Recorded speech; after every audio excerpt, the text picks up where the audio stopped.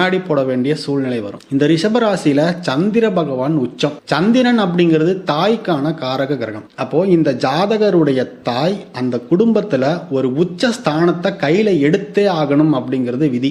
குழந்தைகள் தடமாறி போறாங்க அல்லது குடும்பம் தடமாறி போகுது, இது ரெண்டுத்துக்குமே அங்க தாய் அப்படிங்கிற ஒரு ஸ்தானம் தான் மிக முக்கியமான ஒரு ஸ்தானம். அப்பொழுது அங்க தாய் அப்படிங்கிற ஒரு ஸ்தானம் மிகவும் வலிமையுடையதா இருக்கணும். பெரும்பாலான ஜாதகங்களை எடுத்து பார்க்கிறப்போ இந்த ரிஷப லக்னம் அப்படின்னாலே முக்காவாசி ஜாதகங்கள்ல சந்திரன் நீச்சமா இருக்கு அல்லது 6-8-12 இருக்கு. இது எதை நமக்கு குறிகாட்டுது அப்படின்னா காலபுருஷனுடைய 2ஆம் பாவம் ரிஷபம் குடும்பஸ்தானம். அப்ப இவர்களுடைய பரம்பரையில குடும்பத்துல சரியான வழிகாட்டுதல், சரியான வழிநடத்துதல், தாய்மார்கள் சரியான ஒரு நிலையை கையில எடுக்கல, அந்த குடும்பத்தை சரியா நிர்வகிக்கல அப்படிங்கறத சுட்டி காட்டிடும். அப்ப இவங்க லக்னத்துக்கு சந்திர பகவானுடைய வீடு கடகம் அப்படிங்கிறது 3ஆம் பாவமாக மாறிடும். இப்ப இந்த 3ஆம் பாவம் அப்படிங்கிறது தைரிய